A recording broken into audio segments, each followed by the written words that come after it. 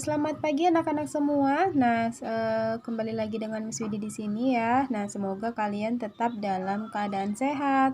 Baik, kali ini di materi pembelajaran bahasa Indonesia untuk semester 2, kita akan mempelajari tentang proposal ya. Jadi di sini yang pertama yaitu tentang mendeskripsikan informasi penting dalam proposal kegiatan dan penelitian. Jadi ada dua jenis proposal kegiatan dan proposal penelitian. Nah, sebelum kita lebih lanjut, kita pertama akan mempelajari tentang apa sih itu proposal.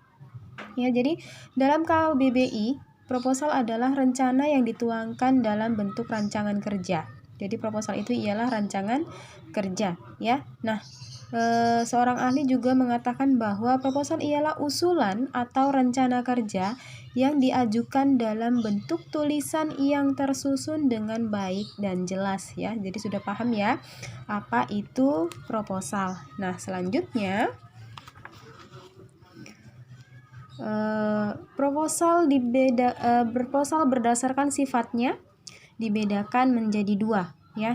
Jadi yang pertama itu ialah proposal formal ya. Apa itu proposal formal? Proposal formal itu dinamakan proposal berbentuk formal karena memuat persyaratan-persyaratan yang formal, yaitu yang pertama ada bagian pendahuluan yang meliputi sampul dan halaman judul, surat pengantar atau kata pengantar, kemudian ada ikhtisar, daftar isi, dan permohonan pengesahan. Yang kedua yaitu isi proposal yang terdiri atas latar belakang, pembatasan masalah, tujuan, ruang lingkup, pemikiran dasar, kemudian metodologi, fasilitas, personalia atau susunan panitia, kemudian ada keuntungan dan kerugian waktu dan biaya.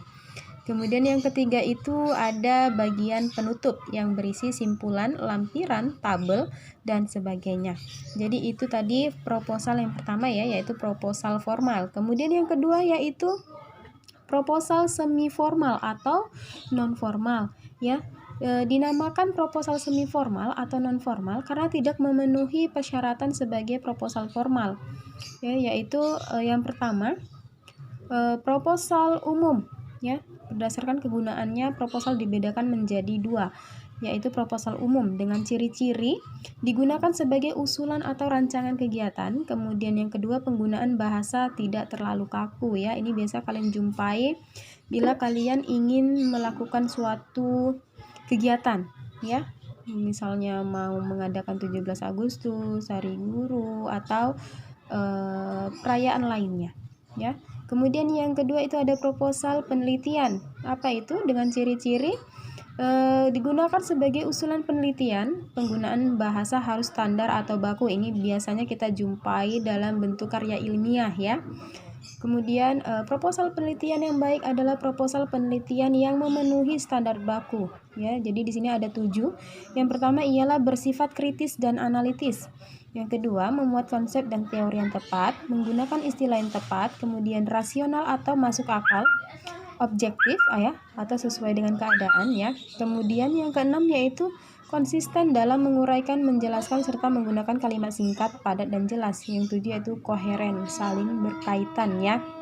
Nah, kemudian hal-hal yang harus diperhatikan dalam membuat proposal adalah sebagai berikut. Yang pertama itu singkat, padat, dan jelas ya. Artinya apa? Proposal yang kamu buat harus menggunakan bahasa yang mudah dimengerti atau tepat sasaran dan tidak bertele-tele. Ya, kemudian yang kedua ialah menggunakan bahasa yang baik dan benar. Artinya proposal yang kamu buat harus menggunakan bahasa atau tulisan yang baik dan benar dan sisi penulisan bahasa Indonesia. Yang ketiga itu terperinci. Ya, artinya proposal yang kamu buat haruslah tertuang informasi-informasi yang ingin disampaikan secara terperinci. Kemudian yang keempat terpercaya. Artinya proposal yang diajukan haruslah dapat dipertanggungjawabkan isinya. Ya, kemudian adapun tujuan dari pembuatan proposal ya. Jadi tujuan dari pembuatan proposal yaitu yang pertama mendapatkan persetujuan baik untuk mengadakan acara maupun penelitian. Kemudian tujuan yang kedua yaitu mendapatkan bantuan baik berupa dana maupun sarana. Ya, jadi ada dua tujuan pembuatan proposal ya, mendapatkan persetujuan. Kemudian yang kedua untuk mendapatkan bantuan baik berupa dana maupun dan sarana. Jadi itu tadilah jenis proposal berdasarkan sifatnya, ada formal dan ada semi formal. Kemudian bagaimana cara membuat proposal yang baik, ya. Kemudian selanjutnya, nah sebelum kita ke bagian selanjutnya, di sini saya akan berikan satu contoh proposal, ya, menganalisis isi, sistematika dan kebahasaan dalam proposal. Jadi di sini bisa kalian perhatikan contohnya, yaitu proposal pentas seni atau pensi dalam rangka perpisahan siswa kelas 12 SMK, ya. Di sini ada pendahuluan. Itu sistematika yang pertama, ya, ada pendahuluan. Kemudian yang kedua ada tujuan kegiatan, ya. Kemudian yang ketiga ada dasar kegiatannya itu apa. Kemudian yang keempat ada tema kegiatannya, yang dimana di sini temanya ialah menumbuhkan semangat pelajar untuk kemajuan pendidikan Indonesia melalui pentas seni. Kemudian yang kelima itu ada jenis kegiatannya, ya. Yang keenam ada peserta, kemudian peralatan yang dibutuhkan. Nah, selanjutnya itu ada waktu dan tempat pelaksanaan, ya, ada waktu dan tempat pelaksanaan. Kemudian susunan panitia, ya, siapa-siapa saja sih orang yang akan berperan dalam acara tersebut, ya, atau pengambil bagian dalam kegiatan tersebut. Kemudian ada susunan acaranya, ada waktu, kegiatan, tempat, dan koordinator. Yang terakhir itu adalah anggaran dana, ya. Yang terakhir ada anggaran dana. Nah, ini seperti inilah contohnya bila kita ingin membuat anggaran dana sebuah proposal kegiatan, ya. Ini contoh sebuah proposal kegiatan. Itu yang terakhir ada bagian penutup, ya, kemudian ditandatangani oleh ketua.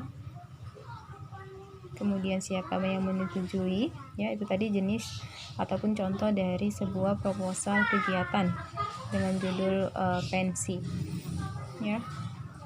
Nah, kemudian di sini juga ada contoh dari proposal penelitian. Ini termasuk jenis karya ilmiah, ya. Di sini seperti contohnya ialah penelitian tentang air sungai yang memenuhi syarat untuk dikonsumsi.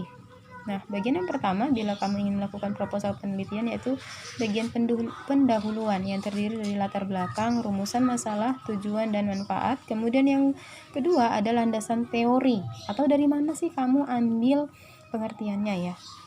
Apa itu air, ya, definisi air. Kemudian pengertian air bersih itu apa, kemudian sumber air bersih itu dari mana saja, ya. Nah, selanjutnya yang ketiga itu ada hipotesis. Jadi hipotesis ini ialah hasil sementara dari penelitian kamu, ya. Hasil sementara dari penelitian kamu. Jadi hipotesis ini ada dalam proposal penelitian, ya. Yang keempat ialah metode penelitian. Cara penelitian, cara apa yang kamu lakukan, ya, dalam melakukan sebuah penelitian. Kemudian yang kelima ada populasi, ya. Populasi ini termasuk sampelnya lah, ya. Kamu ambil misalnya ada 2 sungai yang kamu ambil sebagai sumber air bersih itu tadi. Kemudian yang keenam ada prosedur penelitian. Yang ketujuh ada hasil penelitian, dan yang kedelapan ada simpulan dan saran, ya. Jadi itu tadi sistematika dari proposal penelitian atau contoh dari proposal penelitian. Nah, sekarang kita masuk ke dalam struktur dan sistematika sebuah proposal, ya. Ini yang paling penting, ya. Bagian ini ialah bagian yang paling penting. Nah, yang pertama itu ialah nama kegiatan.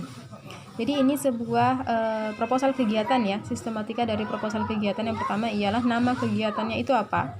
Kemudian yang kedua pengantar atau pendahuluan.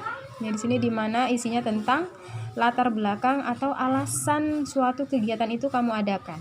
Kemudian yang ketiga ada tujuan, 4 bentuk dan jenis atau macam kegiatan. Kemudian ada pelaksanaan, yang di sini dimana ada waktu dan tempat pelaksanaan. Kemudian yang keenam susunan panitia. Yang 7 peserta atau sasaran, ke-8 biaya atau dana, kemudian ke-9 harapan yang diinginkan, ya. Kemudian yang ke-10 lampiran, hal-hal yang perlu dilampirkan. Ini ada beberapa contohnya, ya. Kemudian berbeda dengan proposal kegiatan, proposal penelitian memuat tentang, nah kalau yang 1 sampai 10 itu tadi merupakan sistematika dari proposal kegiatan atau ke suatu acara, ya. Kemudian kalau yang paling bawah ini ialah proposal kegiatan sistematika dari proposal penelitian. Ya, jadi ada memuat 10 juga. Yang pertama itu ada latar belakang, kemudian ada rumusan masalah, tujuan penelitian, kemudian ada asumsi, hipotesis, metode penelitian. Kemudian dia ada juga lokasi dan sampel penelitian, jadwal penelitian, biaya penelitian, dan ada daftar pustaka. Ya, jadi ada 10 sistematika untuk proposal penelitian. Baik, selanjutnya kita masuk ke dalam kaidah proposal ya. Di sini ada dalam menyusun proposal perlu beberapa kaidah ya. Yang pertama itu ialah proposal disusun dengan struktur dan logika yang jelas. Artinya, kata-kata yang dipakai harus meyakinkan. Contohnya harus, tentu, dan pasti. Yaitu merupakan contoh kata-kata yang meyakinkan. Kemudian yang kedua, hasil kegiatan harus terukur. Ya, sebelum menyusun proposal, pembuatan proposal harus melakukan survei ya tentang segala sesuatu yang akan dilaksanakan. Kemudian yang ketiga ada rumusan jenis kegiatan dengan jelas, kreatif, dan terperinci. Ya, di sini maksud dari terperinci itu ialah juga memuat waktu, tempat, sasaran, dan targetnya siapa ya. Yang keempat itu perhitungan dana secara rasional, jangan mengada-ngada. Jadi kamu harus membuat perincian dana juga. Dan apa saja sih yang dibutuhkan atau yang kira-kira akan dikeluarkan untuk sebuah kegiatan ataupun sebuah penelitian yang akan kamu lakukan. Ya, jadi ada 4 kaidah proposal. Ya, bisa kalian perhatikan baik-baik. Nah, yang terakhir kita akan membahas tentang merancang proposal karya ilmiah. Ya, proposal karya ilmiah dirancang dan disusun saat hendak membuat karya ilmiah, baik berupa penelitian ilmiah maupun karya tulis. Ya, kemudian di sini ada hal-hal yang perlu diperhatikan jika hendak menulis karya ilmiah adalah sebagai berikut. Yang pertama, tentukan dulu jenis karya ilmiah yang hendak kamu buat, apakah berupa penelitian atau karya tulis ya. Yang kedua, tulis terlebih dahulu bagian yang hendak dibahas. Kemudian yang ketiga, rancangan draft ya, atau draft ini termasuklah dia garis-garis besar apa yang mau kamu bahas dalam proposal kamu. Kemudian yang keempat, telaah kegunaan proposalnya. Yang kelima, tentukan sasaran proposalnya. Yang keenam, gunakan bahasa yang baku ya. Ya, artinya baku itu bahasa yang baik dan benar menurut KBBI dalam penulisan proposal ilmiah. Kemudian lengkapi informasi-informasi yang belum ada dalam proposal sesuai dengan kebutuhan. Yang selanjutnya ialah revisi. Revisi itu artinya kamu perbaiki lagi apabila masih ada yang belum tercatat di dalamnya. Jadi setelah kamu buat sebuah draftnya ya, garis-garis besarnya apa sih yang mau kamu tuliskan atau kamu masukkan dalam proposal kamu revisi lagi, kamu periksa kembali ya, mana tahu masih ada yang belum tercatat ya. Yang terakhir yaitu kerangka atau draft penulisan karya ilmiah secara umum adalah yang pertama itu ada pendahuluan. Jadi pendahuluan ini isinya tentang latar belakang permasalahan, kemudian tujuan pembuatan karya tulis, manfaat penulisan karya ilmiah, dan hal-hal lain yang membuka jendela menuju permasalahan. Ya, kemudian yang kedua, permasalahan meliputi masalah yang diuraikan dalam tema. Dalam hal ini ada permasalahan yang ditampilkan pada bagian tersendiri, ada pula yang ditulis pada kalimat terakhir dan pendahuluan. Kemudian yang terakhir yaitu yang ketiga yaitu uraian pembahasan, memuat pembahasan permasalahan yang ditulis pada bagian permasalahan, baik berupa permasalahan tunggal maupun sub-sub dari permasalahannya. Ya, jadi setelah kamu buat pendahuluan, latar belakang kamu membuat makalah itu apa, ya, kemudian permasalahan yang ingin kamu bahas, ya, tentang apa, poin-poin pentingnya itu tentang apa. Kemudian yang ketiga itu kamu masuk ke bagian isinya atau uraian dari pembahasan kamu. Nah, yang terakhir yaitu penutup atau bagian akhir karya ilmiah yang berupa simpulan dan saran. Ya, jadi itu tadilah pembahasan kita tentang proposal ya. Itu tadi pembahasan kita tentang proposal, semoga kamu dapat memahaminya ya. Nah, apabila ada yang kurang jelas boleh ditanyakan kembali, dan saya harap kalian bisa mencatat apa-apa saja materi kita kali ini di buku catatan kalian masing-masing ya. Nah, saya akhiri pembelajaran hari ini dengan selamat pagi semua, tetap semangat belajar dan tetap jaga kesehatan.